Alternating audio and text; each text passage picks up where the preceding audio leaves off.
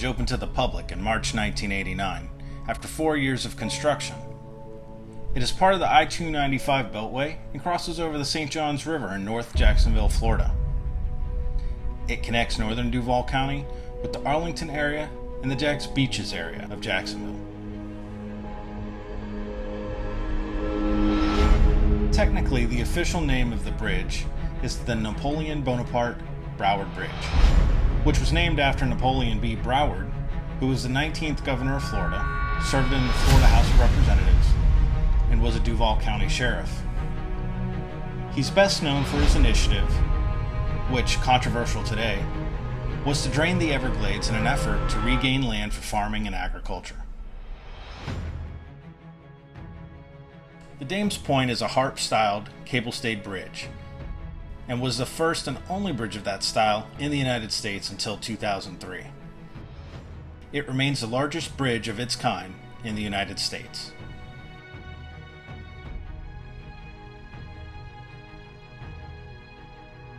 The total length of the bridge is 10,646 feet, which is approximately 2 miles. The distance between the two main pillars is 1,300 feet, which is about a quarter mile. It passes by Marion Island, crosses over the Quarantine Island, or Bartram Island, and provides a nice view of Blount Island, which is the largest vehicle import-export center in the United States.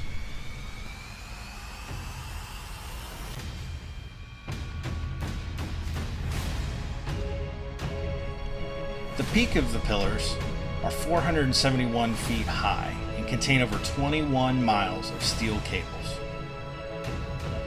The base of the pillars are 35 feet wide at the base and narrow down to 15 feet at the top.